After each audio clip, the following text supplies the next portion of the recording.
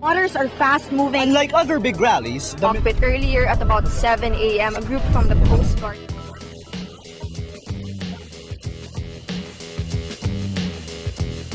Today on Rappler, Tacloban City declares a curfew as the government restores peace and order. Satellite photos show more than 700 houses in Tacloban City completely destroyed. And the remote town of Guiuan is a wasteland.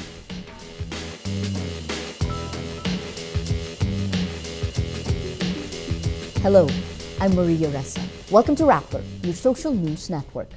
It is day 4 after Super Typhoon Yolanda. The official death toll remains less than 2,000, but the UN and provincial officials say they believe more than 10,000 people are dead. There's a growing sense of desperation on the ground. Food and water have not reached the people who need them, and the full extent of the damage is still unknown. The government imposes a curfew and deploys armored vehicles in Tacloban City, an effort to end looting in one of the worst-hit areas from Super Typhoon Yolanda, international name Haiyan. Desperate survivors ransack aid convoys for food days after the city bore the full force of Friday's Category 5 storm. The most powerful typhoon to ever hit land triggered massive storm surges that flooded the city. Provincial officials say they fear up to 10,000 people are dead. With survivors desperate for aid, many resort to looting. Residents say armed gangs steal items like televisions and washing machines from homes and shops. On Tuesday, the city declares a curfew from 10 p.m. to 6 a.m. More soldiers and police are deployed to the city after local officials request help. Checkpoints are set up to stop people from mobbing relief trucks. Interior Secretary Mar Rojas says 4 armored personnel carriers are deployed to help restore law and order. Rojas says the Public Works Department cleared at least 1 lane of a highway entering the city to speed up entry of supplies. Satellite photos show the massive devastation the super typhoon wreaked over the Visayas. In the post-typhoon damage assessment by the Copernicus Emergency Management Service, more than 700 houses are completely destroyed and more than 1,200 damaged by the typhoon in Tacloban City alone. The analysis compares pre- and post-event satellite images. The images show 65% of the affected area is residential. 18 major roads are blocked with blockages at 113 different locations. The United Nations Institute for Training and Research also releases maps showing the destruction in Tabon-Tabon and Dulag towns in Leyte. The maps show parts of Dulag were, quote, almost completely eradicated by the typhoon. In areas still without phone connections, one question often brings residents to tears.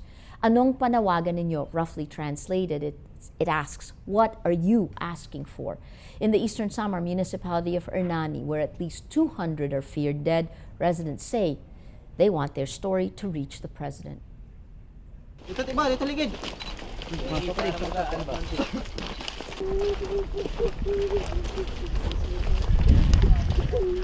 Nawagan ako sa akong mga kamag-anak, akong mga kapatid, akong anak nandoon sa Manila. Ay mamukod ba kay Baruhira din Hindi pa alam. Nandito akong tatay na ipitan. Bato, malaking bato. Hindi alam na. Kasi nandun po sa Manila. Nandun na sa Manila. Hindi alam yun nga. Naipit ng iyang tatay.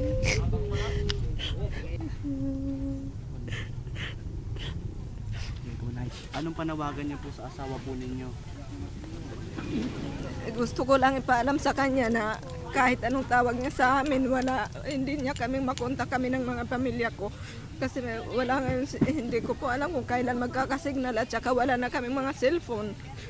Wala na kaming makontak, matawagan. Gusto kong manawagan kay presidente na makarating talaga itong istorya dito sa kanya. Alam ko na hindi lang itong tinamaan. Yan talaga ang ko. Panalangin na makarating sa kanya. Dahil gusto kong matulungan ang mga kapatid ko, kawawa sila. Parang nakaasa na lang po kami sa mga taong tutulong talaga sa amin. Yung mga taong may may malasakit, yung mga taong may awa sa amin, doon na lang po talaga kami aasa sa tulong nila. Super Typhoon Yolanda first hit land in the fishing town of Guiuan in eastern Samar. It is now a wasteland. The typhoon knocked out Guiuan's communication lines and toppled trees and electrical posts, blocking routes to the town. Solar TV News reporter David Santos traveled for hours by motorcycle from the isolated town to Tacloban City. Along the way, he saw scenes of chaos, buildings turned into rubble, and survivors homeless on the streets. Strong winds caused much of the devastation in Guiuan, different from Tacloban, where much of the damage came from storm surges. People in Guiuan say they're used to tropical cyclones, but the force of the super typhoon was unprecedented. Residents took shelter in schools and gyms, but the buildings meant to protect them came crumbling down around them. Santos says it reminded him of the destruction in the town of Cateil, Davao Oriental, heavily damaged by Typhoon Pablo in 2012. In Guiuan, aid workers uncover the dead and injured from the rubble of crushed buildings. Santos talks about a married couple rescuers found crushed under the rubble of their own home. The couple's teenager was found under their bodies, unconscious but miraculously alive. You can just imagine na at the height ng typhoon, saka sila nagsiscamper lahat to safety kasi hindi, the place that was supposed to protect them, bumigay din. So, you can just imagine lahat sila nagtatakbuhan para mga langgaw na hindi nila alam kung saan sila pwedeng. Makita mo mga 2 years old, mga matanda, nagpipilit na lumakad sa malakas na ulan at saka malakas na hangin para lang makahanap ng mga makakasunod. Santos describes a state of anarchy with no one in charge. Its 30 policemen are helpless against desperate crowds. One resident tells Agence France Presse armed men threaten to kill fellow survivors, not for money, but for food. Each day that passes makes scarce food a more valuable commodity. At a warehouse, people take whatever they can get: clothes, toys, household goods. In that situation, there's no way authorities can stop looting or anything. At saka yung mga tao parang they were frustrated, they were hungry, they were desperate. So they resorted to looting. Kita namin yung mga tao naghahakot ng mga pagkain na beyond nakakayanin nila, pero because if one did it, isang nag-umpisa, lahat na lumaya. The United Nations says $301 million is needed to help 11.3 million people affected by the typhoon. Food and supplies are slowly just beginning to trickle into the hardest hit areas, but more help is needed. Survivors need items like rice, mineral water, canned goods, noodles, and biscuits. They also need clothes, blankets, toiletries, and medicines. Rappler is compiling and updating a list of relief efforts for the super typhoon victims. Take a look at Rappler's list to see how you can help. If your community is organizing a relief drive, let us know by emailing move.ph@rappler.com. Despite early warnings, Super Typhoon Yolanda ravaged the Visayas. The Washington Post reports a combination of factors contributed to the massive destruction, a confluence of these events: geography, population density, poverty, and the quality of governance. One of the hardest hit areas, Tacloban City, lies on a funnel-shaped bay in the Leyte Gulf. Its location and the shape of the bay made the city vulnerable to storm surges, amplifying the storm surges and putting it squarely in the path of the typhoon's disastrous winds. The loss of life, though, could have been prevented if mass evacuations had been done. But Tacloban City is located in a mountainous island where moving people out didn't seem possible. Shelters used as evacuation centers also collapsed under the brunt of the storm. The Associated Press also says poverty, flimsy infrastructure, and a weak central government hampered preparation efforts.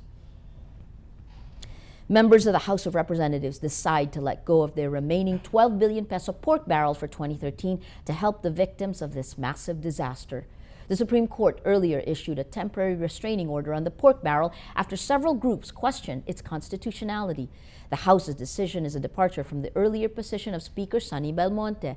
In the aftermath of the Bohol earthquake last month, Senate President Frank Drilon filed a resolution to realign Senator's 2013 pork barrel to the Calamity Fund because it's now considered a savings. Back then, Belmonte says the remaining pork barrel cannot be realigned because of the court's order. House members also agreed to donate at least 10,000 pesos of their salary to victims of the calamity.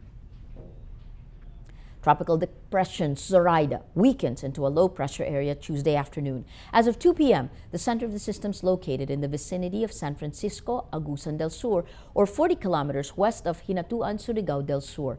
All public storm warning signals are lowered. State Weather Bureau Pagasa says Central Visayas, Eastern Visayas, the Zamboanga Peninsula, and Northern Mindanao will experience moderate to heavy rain. It's expected to last for the next 6 to 12 hours. Let's now look at Rappler's Wrap for today, a list of the 10 most important events around the world you shouldn't miss. At number 8, on the opening day of the UN Climate Change Conference in Poland, Naderev Sanyo of the Philippines Climate Change Commission tells the conference, "End the climate crisis madness." Sanyo's speech comes after Super Typhoon Haiyan wreaked havoc across the central Philippines.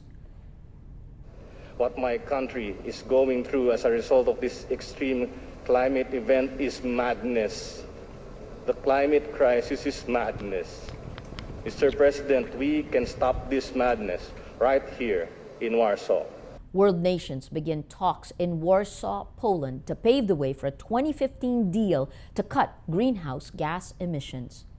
At number 9, iconic American TV investigative news program 60 Minutes apologizes for its Benghazi story aired 2 weeks earlier.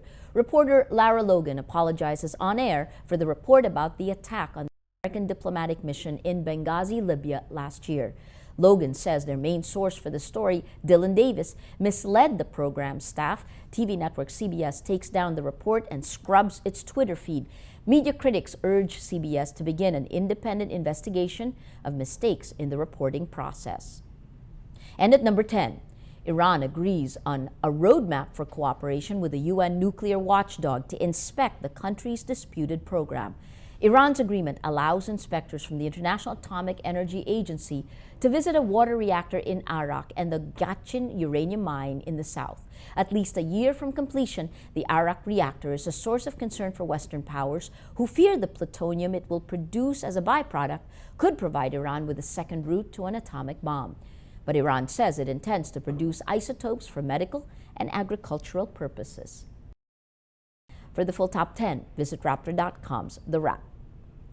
Every story on Rappler has a mood meter, which gives you 8 emotions to choose from. Click how you feel and your vote comes down to the mood navigator in the middle of the front page that crowdsources the mood of the day. It also gives you the top 10 stories that have affected our readers and our viewers the most over the last 24-hour period. If you take a look today, it is a gray day. Story that's gotten the most number of votes: tormented typhoon victims scour for food. Duterte in tears after visiting Tacloban. You have 87% sad. The aftermath of Typhoon Haiyan of Yolanda, what we know, 91% sad. You have 2 patches of green, but they still have something to do with the typhoon. Duterte to latest rescue shoot looters shows you the frustration of people. 64% voted happy. And this one, stop this climate crisis madness, story in tonight's newscast. You have 52% inspired. Still, overwhelming gray today.